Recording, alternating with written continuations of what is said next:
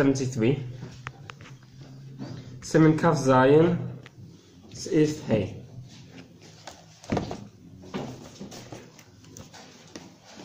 Okay, we just saw in the previous Seif in Sif Daled that there's not allowed to be any chatzitza between the tefillin and his flesh. We saw that a regular amount of hair is not a problem, but otherwise there shouldn't be any chatzitza between the tefillin and his flesh. Now the question is, what happens if he's got a bandage, he's got something he cannot remove, right? A bandage on his arm or on his head, in the place where the tefillin goes. Can he put on tefillin or not? So let's see Sif Hey. Siman Kaf Zayin Sif Hey. Odom shu olu l'nzilos v'nitzorch laniach tefillah shel rosh al basaroi lo yanichem klal. The MISHNA Berura is going to explain. It means, as I said, that he can't take it off because he's got some sort of wound there which is going to affect him if he takes off the bandage. He needs to leave the bandage on. Yesh lahater lo laniach tefillah shel rosh ala kova dak hasom rosh v'yichasem mipnei hagoyim. So he can put on tefillin on top of the bandage. However, he should cover it because of the goyim, because of maris ayin. Because people see that he's putting tefillin on top of chatzitza, they'll come to think that it's not a problem to have a chatzitza, and they may come to put it on even in the case where there's no bandage, when it's just stuck on top of their clothes. Hagor says the Ramah,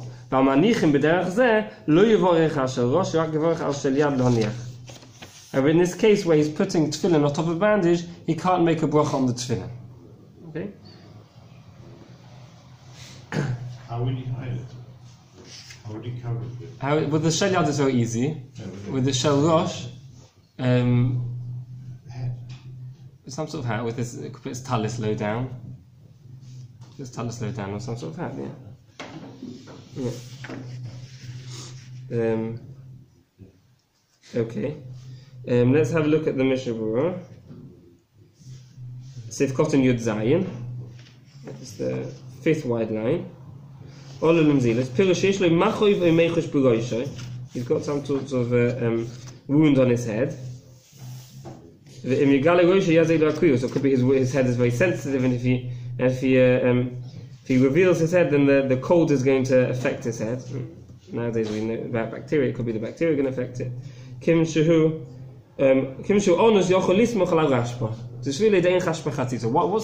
reasoning? The MISHNA was telling us the reasoning. Why can he put on tefillin? We're allowing him to put on tefillin but without a bracha. What's going on here? The MISHNA explains that there's the shit of the Rashba, one of the Rishonim, the Rashba, who holds that chatzitza is not a problem. Then in this case where he has a wound on his hand, we're relying on the Rashba to allow him to put on tefillin. According to the Rashba, when it tells us that it's supposed to be on the forehead, between the eyes, it's just telling us the placing of the tefillin. It doesn't have to mean it's literally on his flesh there. He has to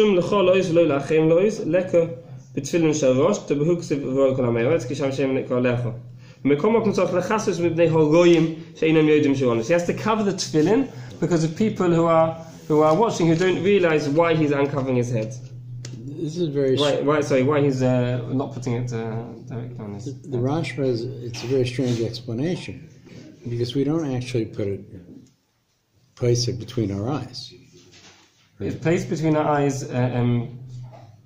It has to be between our eyes. It's placed above, but it has to be between the eyes. That's the positioning. If it's slightly to this side, it's not between. It has to be between, in the middle.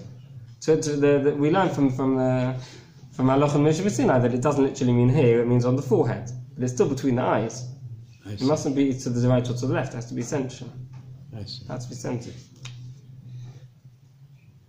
Okay. Says the MISHNA Berura Cotton Yud Ches, Tefillin Shel Rosh V'Chola. V'im yesh lo makov b'yad, if he has a wound on his arm, b'mokom menachos haktitza, right, on the place of the arm where the tefillin go. V'hamakom mispashetes b'chol hakiboires, and the muck is over the hole. Remember, we said that he can put it anywhere on the raised part of the arm, anywhere where the muscle is raised. So there's only problem if the wound is on that whole area. Right? If the wound is just lower down, he could put it slightly higher up, as long as it's on that raised part of the muscle. Right? So there's only a problem if the wound covers the entire kippah. Then if it does, then mutar lo laniach ala ritziyah.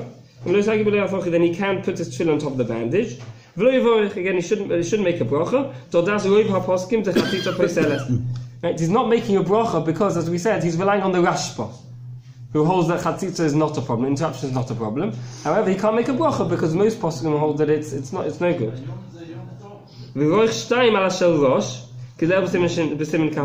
We saw that someone only puts on the shel rosh, then he makes 2 brachas on the shel rosh. Right? When he puts on the shel rosh, the reason why we only make 1 bracha is because the shel yad we've already made and it's covering the shel rosh. If he's only putting on the shel rosh, he makes 2 brachas. So in this case, where he has a wound on his arm, he's going to make 2 brachas on the shel rosh.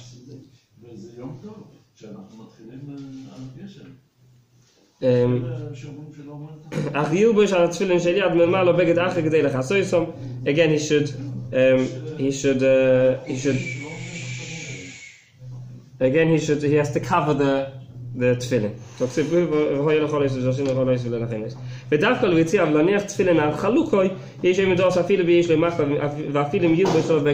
He should never put his tefillin on top of his shirt or on top of his undershirt. The only exception here is to put it on top of a bandage. One can put it on top, just to summarize, one can put it on top of a bandage.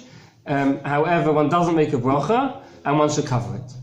Right? That's halacha. You can put it on top of a bandage, no bracha should cover it. Again, this is only if the wound, the bandage is underneath the actual ktitz, underneath the tefillin itself.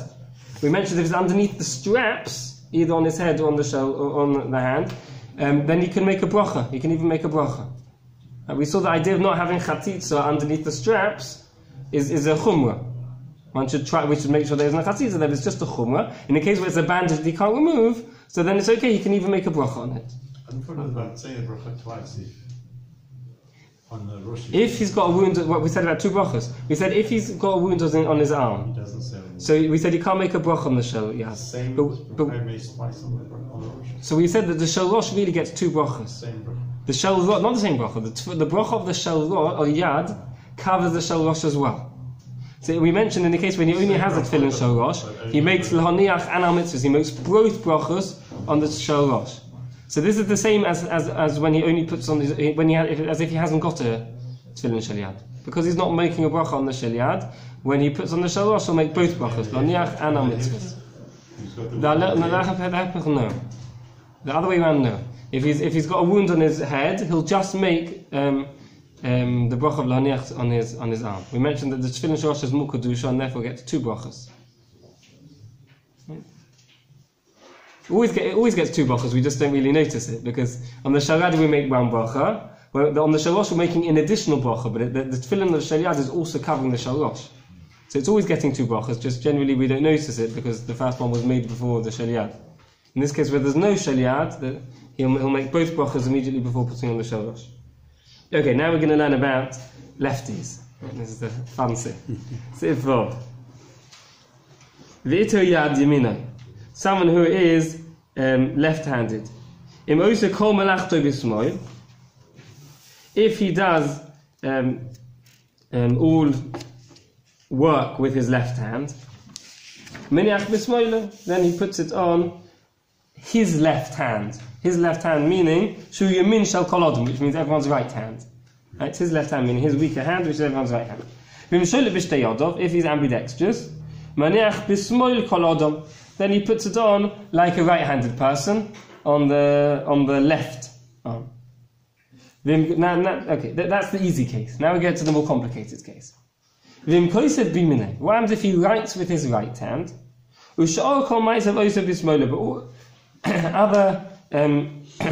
Other jobs he does with his left hand. Or the other way around. He writes with his left hand. And he does other things with his right hand. Right? Jobs like cutting with a knife, banging with a hammer, right? Using a screwdriver, sewing, schlepping things. So what does he do in this case? The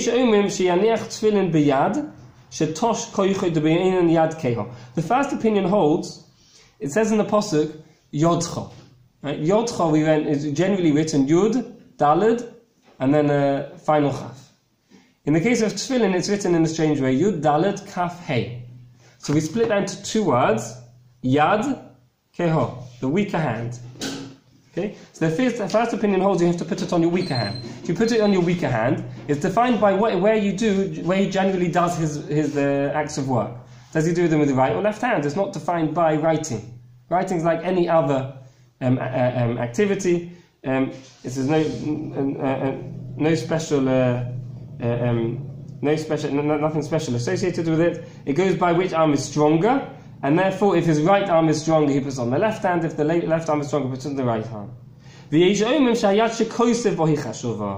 second opinion holds we go by which arm he writes with. The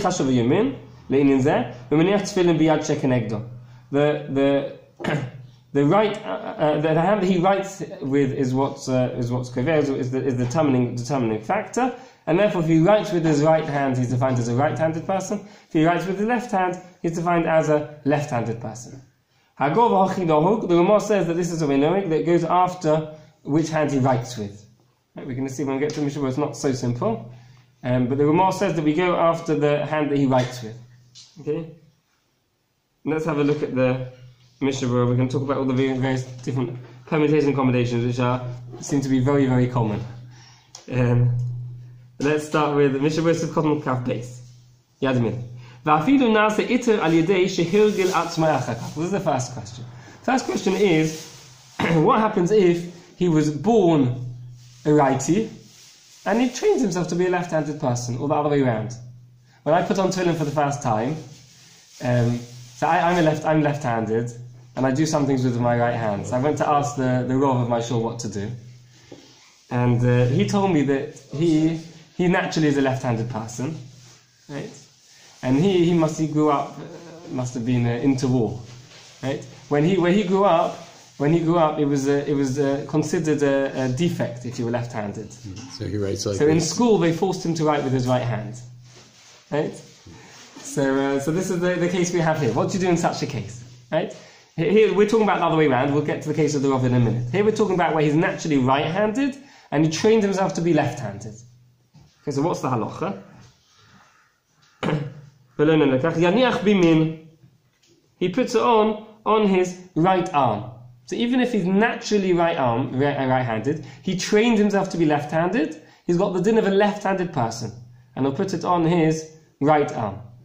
So in the case of the Rav, which is the other way around, he's naturally left-handed. He was trained to be a right-handed person, so now he's considered a right-handed person. He puts it on his left arm. Okay. There's a slight complication to this halacha, which we'll see later in the MISHNA Berura. Probably tomorrow we'll get to it. Let's start with that. Now let's continue.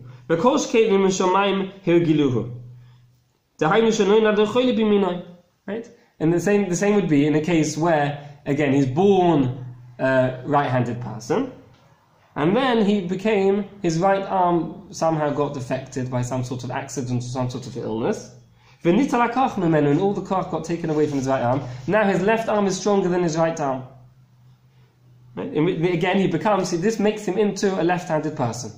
So it could be he started off his life with a right-handed set of tefillin, putting it on his left arm, and then some sort of illness means he's going to have to buy a new pair of tefillin, and at least half the tefillin he's going to have to buy, and it turns him into a left-handed person.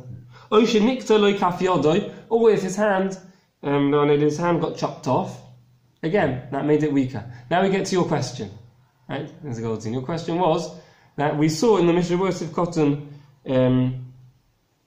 where was it? Sivkot Vov. There we saw that if someone's right arm is removed, right, he needs to put his tefillin on his left arm. The MISHNA Berura says, find someone else to put the tefillin on for you. Right? You can't put it on with your right arm because it doesn't exist. You can't put it on with his right arm. So if someone else has to put tefillin on him, he still has his left arm, which is the place where you put the tefillin. Someone else should put it on him. The problem is, as you asked at the time, we see in the MISHNA Berura here, that if he's missing his right arm, that means that his right arm is the weaker arm, in which case his left arm is the strong arm, in which case he should be putting it on his right arm. His right arm doesn't exist. So he shouldn't put tefillin on at all. That's your question. So the answer is, the Mefarshim explain that there's this difference between the MISHNA Berura here, where he's talking about where he says, Nikta kaf yodoi. He's missing his hand. If he's missing his hand, or even this part of the arm, he still has an arm. This arm is now weaker. in which case it turns him into a left-handed person, in which case he'll put it on the top part, what remains of it, right? Right? If the hand is chopped, the palm or the arm is chopped off, still has the upper part of the arm, he'll put it on this part. If the whole arm is chopped off, you can't say it's a weak arm, it doesn't exist. He only has one arm. In which case he remains a right-handed person like he was, it doesn't change him. He remains a right-handed person. He'll continue putting it on his left arm. Since he hasn't got a right hand to tie it with, he'll have to get someone else to tie it on for him. Okay? That answers your question. Okay? So the question is, does the arm remain at least to the bicep, to the muscle? Yes. Right. Yeah. Does he have some? Yeah. Okay. Okay. Okay. So bevada idina kete when now on the bottom line the kete kamo v'yaniach aliyat v'mchozel b'yusuf v'nasa shel b'shtayot v'shav ha'mik cholodom. If later on he recovers from his illness, all these people should recover. If he recovers, then again he goes after the new situation, right? So this actually raises a very strange question in that case. A person has a broken arm, for instance, right? So during the healing period, the unbroken arm is the stronger arm, and the broken arm is the weaker arm by definition. It's an excellent question. I don't think so. I think if it's in the case where it's clearly a temporary condition, which is just a broken arm, it's going to disappear. Okay, so in each, I don't think we're talking about here where it's something which is. So in each situation, we're talking about something that the individual assumes is permanent for the rest of his life. I think so, yeah. Although it may change. Yeah. I'll look it up. I'm pretty sure that's. Yeah, that's what I would think too. Okay, let's continue. Sivkotten kaf gimel kol melachtoi. Hu adin afilu rak roiv melachtoi. It doesn't have to be literally everything he does, even if it's most things. Right? When I had to make a whole list of myself to work out if I'm right hand or left hand, to go by the majority. That's what happened to my son. He had to make a list and bring it to the Rav. Right. What does he kick with? Because at that age... Well, kicking doesn't make a difference. Kicking is feet. Feet and arm is not the same thing. He wanted People can be left-footed and right-handed, or left-handed and right-footed. I'm left-handed, but I'm right-footed. Right. That shouldn't affect it. We're going after the arm. Which arm is stronger, not which leg. So kicking shouldn't make a difference. The Rav was asking every activity, brushing your teeth. It was like everything. Yeah. So there's two types of there's two types of activities. There's activities that need koach, that need strength. Right. And there's activities that don't need strength, they need skill. Fine motor skills. Yeah. Like brushing teeth would be included in that, especially the way the dentists want you to brush with the round circular motion. The skilled activities, those activities we take into account, but we wouldn't take into account the activities used with the feet. That wouldn't come into account. But you're talking about kicking, which is sport. There are many sports that involve right hands. When it comes to tennis, usually at this age, it's more sports that determine it. Right. Because it's. We have to be careful because some sports are using the same activity. All sports that use using a bat, I would define that all as 1 point. When it comes to swinging a bat, whether it's baseball, cricket, or tennis, or he prefers one hand, and maybe when it comes to all throwing sports, I would put in a different category. I wouldn't list them out separately, right?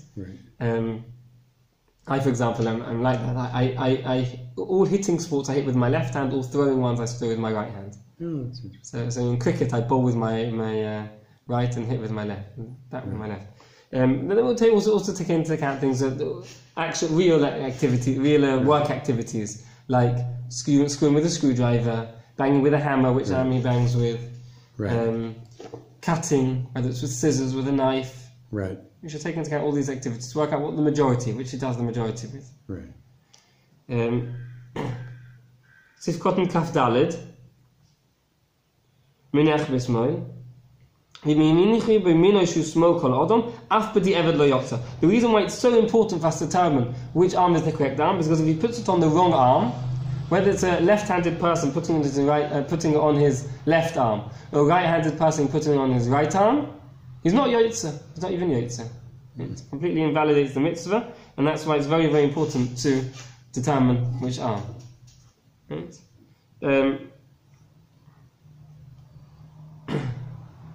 Sifkotin Kafhe. Here we're talking about an ambidextrous person. An ambidextrous person has a halacha of a right-handed person, and he'll put it on his left arm.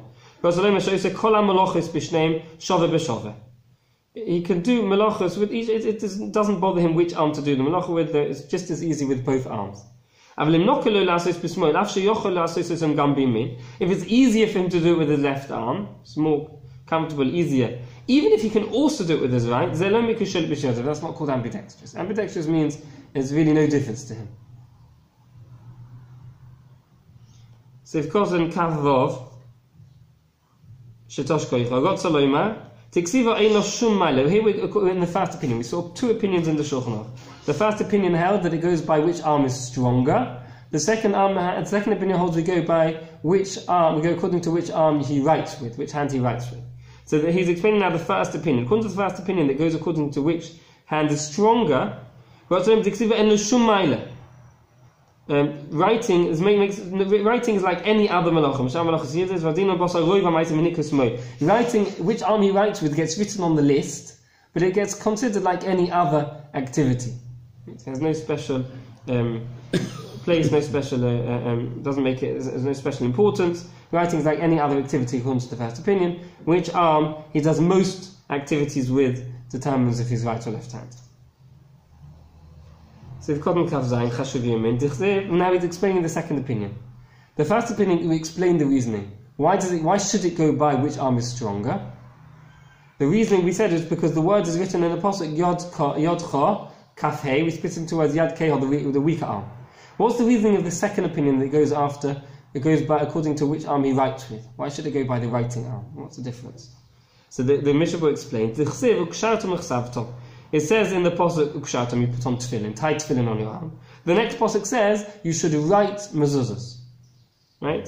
Mashma we darshan that because of the placing of these two psukim one after the other is to tell us that the arm that he writes with, the chsavtom, is also the right arm ukshartam that he does the tying with.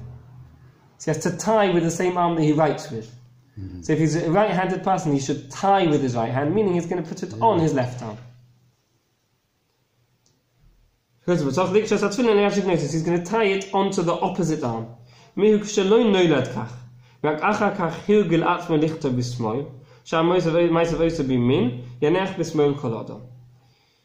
Here he says, however, if he wasn't born this way, he only he turned himself into, he forced himself to write with his left arm, it doesn't turn him into a left-handed person.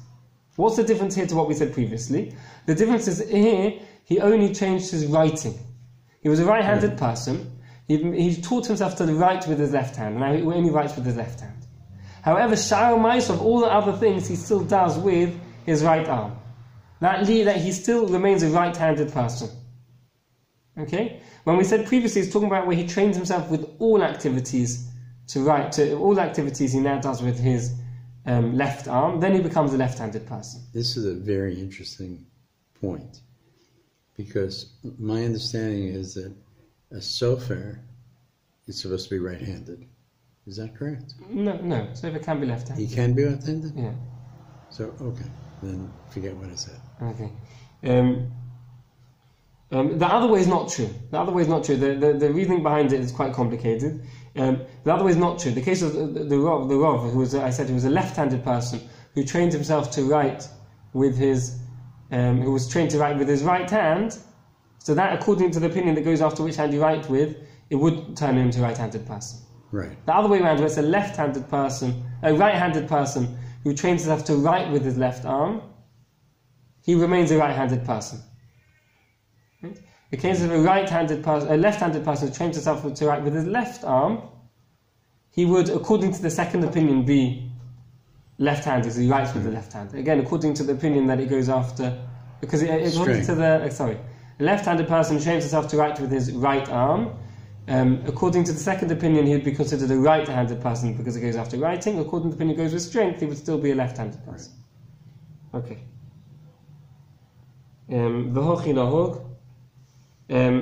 So the Gemara said that we go. The Mishnah says here, "Ein b'bi'ah halacha." Have a look at the bi'ah halacha. We saw that the Gemara says it goes by which hand he writes with. Right? The Halacha brings down the opinion of the Gro, the Vilna Gaon, who passes according to the other opinion. It goes by which arm is stronger. So this causes problems. What to do? Right? Causes problems what to do.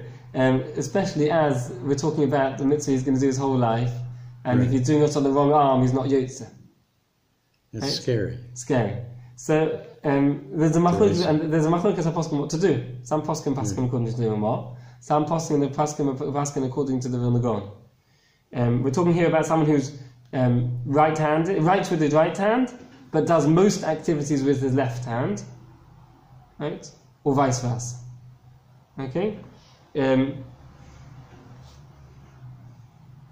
Vice versa is less of a problem. The Mishnah says vice versa is less of a problem. If he writes with his right hand and does most activities with his left, is less of a problem. It's more likely that he's got a din of a right-handed person. Right. There's a problem what to do in this case. You should ask as well what to do. The suggestion would be, it would be a very sensible suggestion because we're talking about mitzvah d'oraisa which he does every day. Would be to put it on choose which one is either do according to the more the Gra in shul, and then afterwards at the end of shul to switch over to the other arm, just for a minute or two. Maybe say the first, maybe say Shema, without a bracha. First two parashas. He wouldn't make a bracha a second time without a bracha. Move on to the other arm. It doesn't have to leave it on for long. If you can, to say Shema with it on, and then take it off. That'd be a very good idea. Put Rabbeinu Tam on the other arm. Put Rabbeinu Tam on the other arm.